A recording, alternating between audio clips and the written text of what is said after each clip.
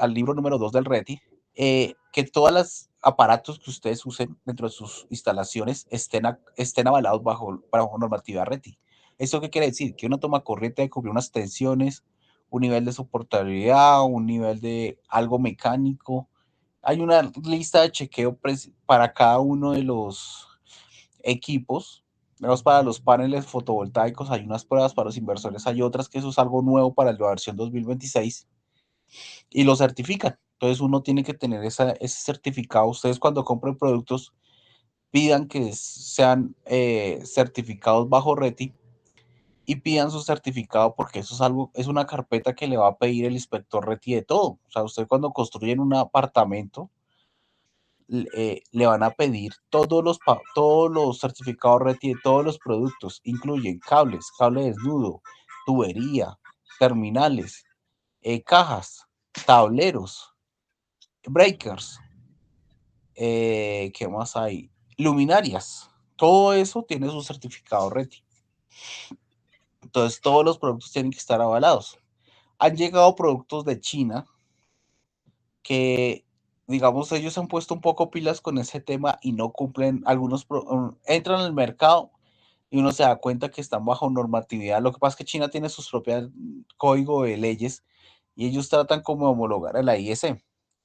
Pero pues obviamente nosotros somos más americanos. Entonces ellos a veces en ciertos productos no cumplen todos los requerimientos que pide el NEC. Entonces uno tiene que tener cuidado y hay unas equivalencias como tal que hay que darle manejo. Pero por ejemplo hay breakers que son chinos, son caja moldeada con todos sus juguetes, pero hay algo de como la corriente asimétrica que no cumplen. Pero pues aún así, para el mercado nacional y si están avalados bajo RETI, eso me da garantía de que el producto sirve para el mercado nacional. La declaración de cumplimiento del diseñador. Esta es una declaración nueva, eso es algo nuevo para el RETI 2024-2026, en el cual el diseñador como autor de su instalación eléctrica avala que esas instalaciones cumplen todos los criterios del RETI. Entonces uno hace una carta en el cual la firma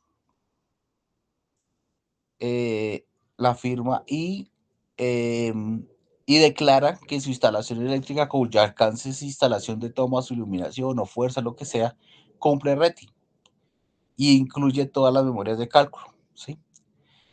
Dentro de la misma carta habla sobre un concepto de autoría.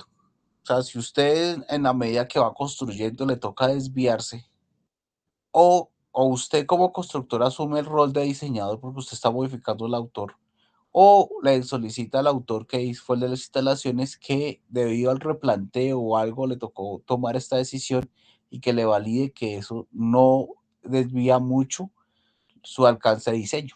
Hay veces que los diseñadores dicen no, definitivamente eso ya es un nuevo proyecto y ya no me hago cargo de eso, o sencillamente se pasa una nueva cotización por hacer la actualización, o el constructor asume como tal el rol de diseñador y toma esos insumos, hace una carta en la cual se recibe como autorizar. La otra es la declaración de cumplimiento del constructor, en el cual se garantiza que todos los productos usados son productos RETI, que usted está cumpliendo buenas prácticas de calidad en la construcción. No es cosas como, digamos, hace poquito me llegó una cotización o una revisión de unas instalaciones eléctricas para una iglesia y estaban proponiendo Schedule 40, sabiendo que allá todo tiene que ser. El Schedule 40 tiene sus pros y sus contras, pero generalmente en iglesias que son, no tenemos nada canalizado internamente, sino a la superficie, el EMET es buena, siempre va a ser la mejor opción, a menos que usted tenga un ambiente muy corrosivo. Pero allá en esta parte no hay nada de eso. Era simplemente por bajarse de precio y eso no lo justificamos. Y la declaración de cumplimiento de operación y mantenimiento es algo nuevo que también aparece dentro de las instalaciones, que es un manual de todo lo eléctrico que usted tenga. Digamos, eh, nosotros ya tenemos por defecto que nosotros vamos a los breakers y conectamos y desconectamos cargas. pero nadie nos explica buenas prácticas de mantenimiento y ese tipo con respecto a nuestras instalaciones eléctricas internas. A pesar de que en la parte residencial no se hace, pero en la parte industrial sí es importante tenerlo. Y otro tiene que ver con todo lo que valida la parte de apoyos y estructuras, cámaras y canalizaciones, todo lo que tiene que ver con equipos mayores, productos destacados, son resistencia de aislamiento, ventilación de equipos, son otros criterios que el auditor revisa para dar cumplimiento. Digamos la parte de ventilación de equipos, pues obviamente si nosotros estamos en una zona caliente donde el tablero se calienta, tenemos que validar de que la refrigeración del equipo se mantenga y una buena corriente de aire dentro del equipo. Si no, pues obviamente el calor es acumulativo y el calor pues obviamente va a generar una falla interna del equipo y eso es lo que no queremos. Entonces siempre tenemos que garantizar la ventilación. Y finalmente nosotros firmamos, entonces esto lo firma el auditor y el coordinador del auditor y obviamente que el que está solicitando la inspección con matrícula profesional. Esto es con respecto a RETI. Cuando miramos el tema del RETILab, es algo muy parecido. Anexos.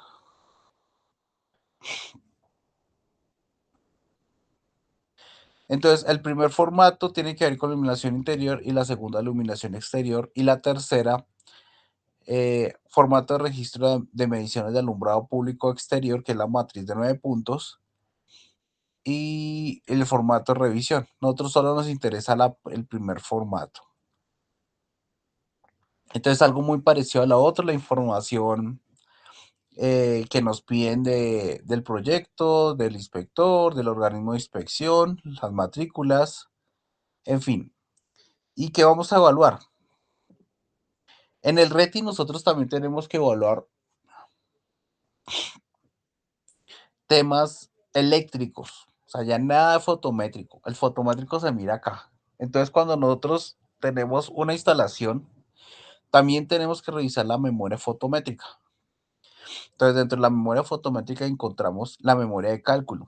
Esa memoria de cálculo, pues solamente es con cómo se diseñó, con cuántos luxes, cuál es la herramienta de simulación, el tipo de luminaria, el archivo de Dialux, cómo se calcula el factor de mantenimiento y un montón de cosas que tienen que ver con la parte de iluminación.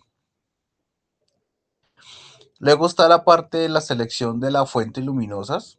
¿Por qué seleccionó esa luminaria? Pues obviamente que uno dice, no, es por factores de reproducción del color, la temperatura, criterios que tenía la oferta, las necesidades del lugar. Eso tiene un montón de cosas para seleccionar la luminaria. La información fotomática de la luminaria. Entonces, obviamente que uno tiene que entregar la ficha técnica de la luminaria, donde tenemos las curvas ISOLUX, tenemos la densidad de flujo la densidad de flujo luminoso y otros factores que requieren como tal. La validación del software diseño. Esto tiene que ver, digamos, generalmente nosotros trabajamos con un software que se llama Dialux. El Dialux en su página tiene una declaración de conformidad eh, en el cual dice que este software está avalado bajo ciertas normas. Es el más conocido. Y ese es válido, digamos, para cumplir ese artículo. Y validación de los resultados formales también está metido en un solo documento por estos dos puntos. Los complementos de los parámetros diseñados y establecidos por el RETILab es simplemente una tabla en el cual nosotros tenemos el objetivo y lo que estamos cumpliendo, ¿sí? Ejemplo, estoy haciendo unas oficinas. Las oficinas me dicen que 500 y me está dando 600. Listo, estamos por encima, estamos bien. Tampoco nos podemos ir por allá a 800 porque ya generamos deslumbramiento y agotamiento visual. Pero hacemos esa simple matriz para determinar de que sí estamos cumpliendo, estamos demostrando al operador y al inspector, es que todo al inspector y al cliente que sí estamos cumpliendo nuestro objetivo. Ahí a veces colocamos una tercera columna que son mediciones. Entonces, dentro del grupo de mediciones, eh, colocamos esa columna del valor para mirar cuánto fue el valor calculado, cuánto es el valor que nos piden y cuánto es el medido. Realmente no tiene que pasar el 10%, pero pues obviamente en iluminación hay factores como suciedad, bueno, nosotros a veces perdemos un 80% de flujo luminoso por algunas condiciones y pues la idea es mantenerse en un margen, no es que sea algo preciso. Iluminancia incidental promedio, resultado del diseño. Esta sí es el promedio que arroja, digamos, como tal para el área. Generalmente es áreas de trabajo, no todos. Digamos, nosotros en áreas que son rectangulares tenemos problemas en las esquinas, pero pues generalmente aquí miramos es cuánto es el promedio sobre área útil, sobre área de trabajo, 80 centímetros del suelo. El coeficiente de uniformidad de iluminación resultado del diseño. El índice del deslumbramiento es algo que se está pidiendo a partir del RETI 2024. Mira el detalle, mira que no se pierda el alumbramiento con respecto a superficies verticales y horizontales. Para algunas, eso se miden, bueno, me parece que candelas por metro cuadrado. Esos son valores de referencia también, digamos, para oficinas están 19. Y eso tiene que tener mucho que ver el color, la superficie y un montón de cosas ahí para poder tener un buen UGR. El factor de mantenimiento de la iluminación, pues obviamente que es un factor, antes se manejaba el factor de mantenimiento del balasto, pero ya no tenemos balasto, ahora tenemos driver electrónico porque todo es LED. Pero pues uno tiene que estimar un factor de mantenimiento para que esas luminarias cada cierto ciclo le estén haciendo limpieza, generalmente 0.8, si dependiendo la nivel de polución que tengamos en la zona, si es una zona muy contaminada o una zona muy aireada. Entonces, uno tiene que mantener un factor para calcular todos los periodos de mantenimiento a lo largo de un año o un largo periodo de 5 años, digamos, para saber los ciclos de mantenimiento y no perder flujo luminoso. También se mira un poco la degradación del LED o la iluminación en el tiempo, porque nosotros cuando compramos tenemos el 100% de la iluminación, pero ya después de 5 años el bombillo se va apagando, se va degradando el semiconductor, entonces se va perdiendo flujo luminoso. Entonces eso es una curva en pendiente negativo. Entonces la idea es mantener esos valores de luminancia dentro de los valores óptimos. Esquemas de control y mantenimiento disponible. Obviamente que aquí el esquema de control pues simplemente es on-off, un interruptor. Hay veces que están numerizados o están automatizados. Entonces uno tiene que explicar ahí con un poco de detalle. Todo esto que les estoy comentando está dentro de la memoria. Mediciones fotométricas, el cociente de uniformidad, miran, la uniformidad y la luminancia promedio horizontal y que esté entre los valores que recomienda el Retilet para ese tipo de oficinas. Ejemplo, yo hice mi diseño, me dio 550 o 600 de diseño, construí, monté mis lámparas y cuando le están haciendo medidas, encontré que esos valores son de 500. Estoy bien. ¿Por qué? Porque las normas recomendadas son 500. Entonces, problema cuando baja 490, 450. Eh, Algo que tiene que ver, la medición general del área, y hay unas que son de los puestos de trabajo, algo muy específico. Entonces, el cociente, ese es el de la uniformidad, el promedio. También hay que mirar los pasillos o las áreas circundantes y el promedio de las áreas de fondo. Eh, Cumplimiento de los valores ofrecidos en el diseño. Pues solamente que comparan los valores de diseño con respecto a la norma. Eh, bueno, acá hay algo que es el cumplimiento de valores de eficiencia energética de la instalación. Eso tiene que ver con los luxes por vatio, ¿sí? La idea es que nosotros tenemos que estar en una instalación, el Retilab habla muy claro de esos valores y tenemos que estar, no me acuerdo muy bien, si como menos de 20 luxes por vatio o algo así, no me acuerdo muy bien el detalle, ahí está bien la norma, pero sí tenemos que aplicar el ProUre y tratar de manejar el mayor rendimiento de luxes por vatio. Algo muy importante, el capítulo 16, la iluminación de emergencia. La iluminación de emergencia, pues solamente como su nombre lo dice, tiene que ver con todos los avisos que cuando hay una condición de emergencia, si se va la luz, eso tiene que permanecer y tienen que indicar la salida del lugar. Ejemplo, un centro comercial o un local comercial. Un local comercial, nosotros tenemos medidas preventivas pasivas, como son los afiches, que son que se ven en la oscuridad, o sea, reflejan, pero hay otros que son activos, como las lámparas Mickey Mouse y algunos avisos que en caso de que falle la luz, ellos tienen su propia batería, le están indicando a la gente cuál es el camino. Clave las Mickey Mouse. Las Mickey Mouse ustedes van a encontrar en puertas, en las entradas de las puertas o algo así, que están redireccionadas para que usted pueda ver el camino. Hay otras medidas de seguridad que es con tinta reflectiva, no, sino que se ve en la noche, que está en la parte, en algunos comerciales, en los comercios, se pintan en un color y cuando se va la luz y se refleja cierta luminaria, se observa muy claramente las flechas de salida. Es una opción que se puede manejar. Entonces, habla un poco de la eliminación de la ruta de evacuación, de la zona de énfasis, la señalización por evacuación, la seguridad antipánico, áreas de alto riesgo y emergencia de continuidad. Todo lo evalúa la lámpara. Continuidad, pues obviamente que la batería y ese tipo de cosas. La puesta a tierra de las carcasas, pues obviamente que toda carcasa tiene que estar aterrizada a tierra. La verificación de certificados de productividad de iluminación, eso tiene que ver con los certificados de producto Retilab. ¿Su luminaria cumple Retilab? Si cumple, pues obviamente tiene que pedir los certificados y eso es lo que se le va a anexar como parte documental y calidad del proyecto.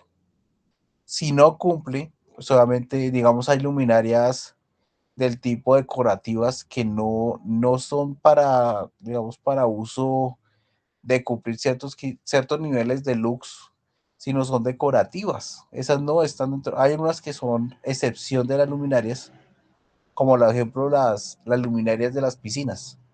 Esas luminarias de las piscinas tienen un valor mínimo de lux, pero es que su función no es iluminar totalmente la piscina, sino un pedacito.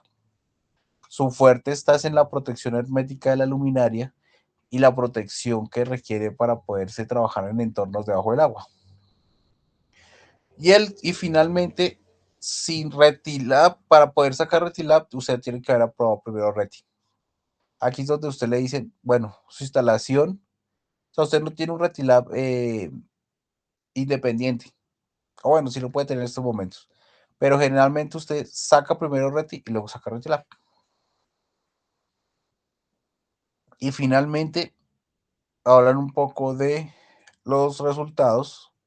Hay a veces observaciones y firma el coordinador, el auditor Reti, el constructor y sale para pintura.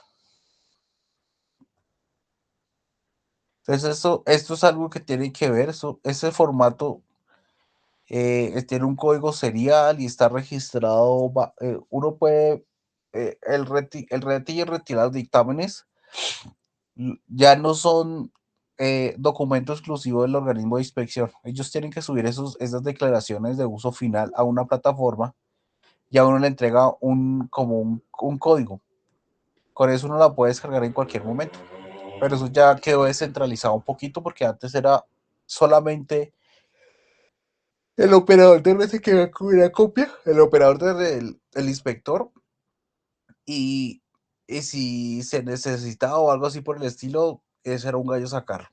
Entonces ahorita ya simplemente queda en formato digital en una página del ministerio y se descarga las veces que se necesite.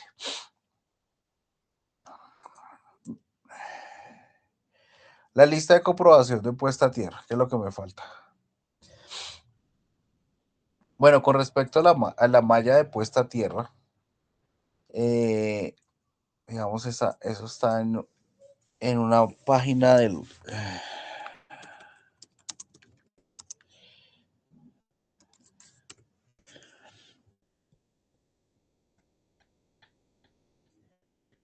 Digamos, generalmente son cosas muy sencillas.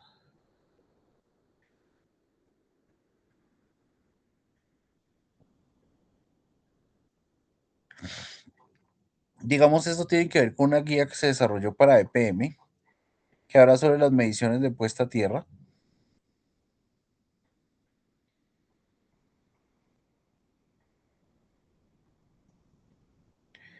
Y de todo esto, por acá hay un formato.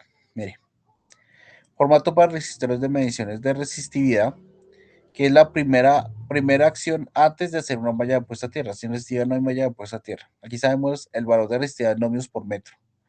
Entonces usamos un espaciamiento, nosotros usamos el método Wiener. El método Wiener, ¿esto cuál es? No, esto es malla de puesta a tierra. Este es el método Wiener. Acá, mire. Este. Nosotros tenemos un telenómetro que tiene 4 picas como tal y están distanciados a la misma. Y nosotros tenemos una sonda de corriente y una sonda de voltaje. Corriente potencial. Entonces, si usted induce una potencial eh, a través de, digamos, una resistividad del terreno, se induce una corriente en la sonda, se genera un circuito y usted generalmente tiene ahí la impedancia de la sonda más la impedancia de la Tierra, la despeja y determina el valor de resistividad por ohmio por metro. Entonces nosotros tenemos la distancia A que es simétrica. Entonces nosotros comenzamos a hacer espaciamiento. Yo generalmente hago espaciamiento 1, 2, 3, 4, 5, hasta 5 metros. O sea, eso quiere decir que son hasta 15 metros más o menos de radiar, pero pues depende también del área de la subestación. A veces nos toca irnos hasta 50 metros. Entonces nosotros determinamos la resistencia y la resistividad en ohmios por metro. Depende del telurómetro que usted esté trabajando.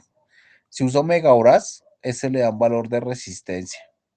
Si usa un metrel, él le da valores en ohmiómetro. Generalmente nosotros tenemos que entregar los valores en ohmiómetro.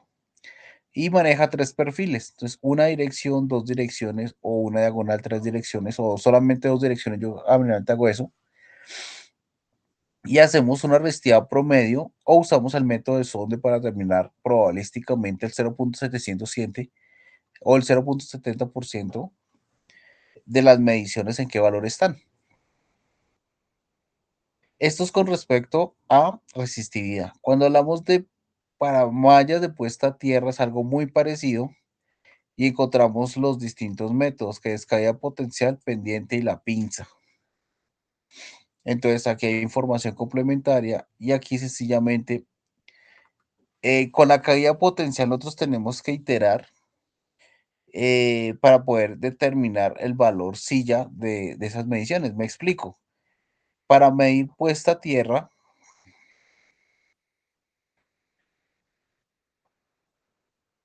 este, nosotros tenemos un electrodo que va fijo, digamos, directamente al barraje y potencialización que va directamente a la malla de puesta a tierra y coloco 2 electrodos, uno de potencial y uno de corriente. Y yo dejo acá cortocircuito esos dos de los principios de la de tensión y la de corriente y la uno y la conecto a la malla de puesta a tierra y inyecto una corriente.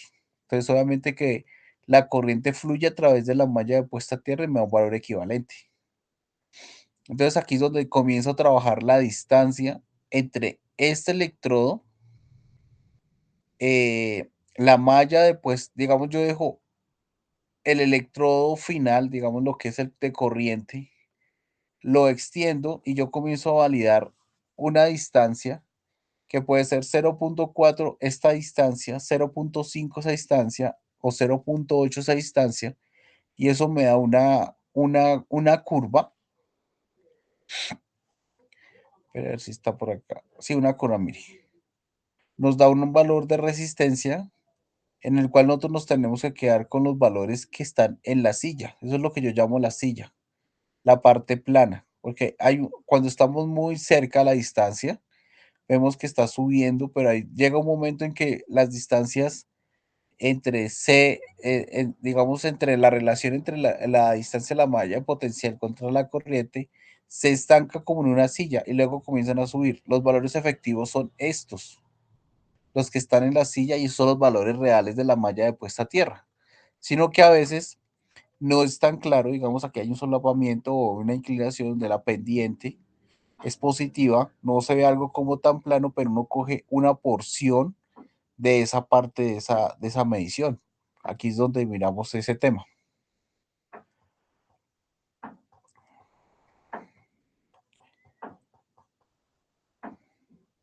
Entonces usamos la caída potencial o la forma de la pendiente. La forma de la pendiente es algo muy parecido, pero usamos una tabla. Entonces eso tiene una ecuación. Nosotros hacemos tres medidas eh, en, en distintos puntos de acuerdo a la distancia. Digamos, nosotros tomamos, digamos, una distancia de 10 metros con respecto a la potencial, y la de corriente la manejamos a 0.5, 0.7 y 0.9, digamos. Eso me da R1, R2 y R3 y sacamos un mu. Con ese mu vamos a nuestra tabla del factor mu y obtenemos una K. Esa K la multiplicamos por el valor de C, la mayor distancia de la esto, y sencillamente cuando multiplicamos por esa C me da una distancia. A esa distancia yo coloco la sonda de corriente y ese es el valor de la malla de puesta a tierra de esa ubicación. Lo que hace es, listo, yo coloco esta fija que acá son 10 metros, entonces yo pongo 0.4, o sea, es a 40 centímetros. Luego a la otra la pongo 0.6, tanto. Luego a la otra la coloco 0.7, listo. Es ahí tenemos R1, R2 y R3. Aplico la fórmula y me da que el valor mu es 0.70 y algo. Eso lo multiplico por la distancia mayor que 0.6, que son 10 metros, y coloco el electrodo en ese punto y mido directamente la malla de puesta a tierra. Cuando uso este método es, en ese punto, ese es el valor de la malla de puesta a tierra de su instalación. Y finalmente la pinza, que esto es solamente para sistemas, cuando aterriza, cuando yo voy y aterrizo ese conductor directamente a puesta a tierra, esa bajante, yo puedo medir esa malla de puesta a tierra usando un principio de inducción. Esas pinzas son especiales, miden, ellos generan una corriente, ellos inducen una corriente y la vuelven a medir. Entonces aplican un concepto de ley de Ohm y miran cuánto es el valor como equivalente, o Thevenin, o perdón, eso es un equivalente a Norton porque es de corriente, en ese punto. Pero ya cuando un sistema multiaterrizado, eso es muy efectivo cuando es una malla de puesta a tierra exclusiva, una sola bajante y sale. Pero cuando es un sistema multiaterrizado que tenemos varias de mallas puestas a tierra aterrizadas, a ese punto, pues eso no es tan efectivo.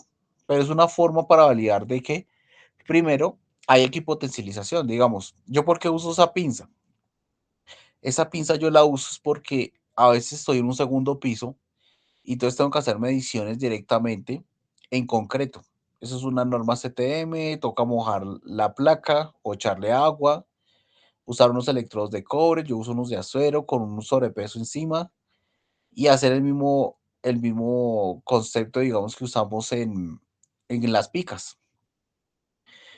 Pero con este podemos validar de que si nosotros estamos validando el neutro, la puesta a tierra del tablero, se sabe si está cerrado o abierto. Solamente con, si a un valor, me está garantizando que está cerrado. Entonces me ahorro la equipotencialización con respecto, digamos, yo a veces estoy en un piso quinto y la subestación está en el sótano 1, eso es muy complicado mandar una sonda desde allá hasta que llegue al otro lado. Entonces lo mejor es mirar el equivalente, lo que está viendo esa puesta a tierra con respecto a la subestación, y si cumple un lazo, si hay un lazo, significa que está conectado. Si no, significa que está abierto. Entonces uno en ese formato simplemente llena el valor y sale. Sí, y obviamente que usted tiene que comparar eso con valores de referencia. No es que sea obligatorio, pero pues obviamente en sus estaciones, digamos, de alta tensión, sí tienen que cumplir un ohmio aproximadamente. Si no, y digamos en sus estaciones de media tensión tienen que cumplir el valor de 10 ohmios. Si no, tienen que cumplir las tensiones de paso y contacto obligatoriamente. Hay veces que uno no puede, por más que pueda, o que quiera enterrar más cosas, no le da el valor de resistencia de puesta a tierra porque el suelo es muy ácido, muy rocoso y tiene valor de resistividad muy alto. Entonces, en ese tipo de cosas tenemos que usar electrodos profundos, pisos conductivos o cementos conductivos, otro tipo de tecnologías para poder garantizar un poco de mejor la uniformidad de la puesta a tierra del sitio o traer tierra de otro lado.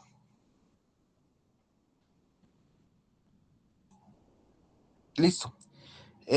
La otra tiene esos tres, entonces la otra se elabora el informe en un documento con los tres formatos anteriores y sus tareas y sus conductores respecto a la instalación eléctrica o su vivienda. Digamos, pues obviamente la parte RET y RETILAB la pueden hacer, es aplicar los formatos que aplica la norma, los anexos como tal, y pues obviamente escribir cuál es su valor de referencia y si cumple o no cumple. Hay cosas que, digamos, para la parte RETILAB necesita un luxómetro certificado. Para RETI, digamos la parte de puesta a tierra, sí, pues obviamente necesita un telurómetro, pero pues obviamente lo pueden omitir y simplemente detallar que sí tiene puesta a tierra. Generalmente en el armario de medidores debe haber una punta captadora que vaya a suelo, pero es garantizar que todas esas conexiones estén. Cuando lo hace el organismo de inspección, sí es obligatoriamente que ellos hagan esas mediciones. Eso no es visual. Lo visual es que ellos toman fotos de las tomas, de los aparatos, de las no conformidades, pero lo que tiene que ver con la puesta a tierra sí tiene que garantizar una medida. No sé si tengan alguna pregunta.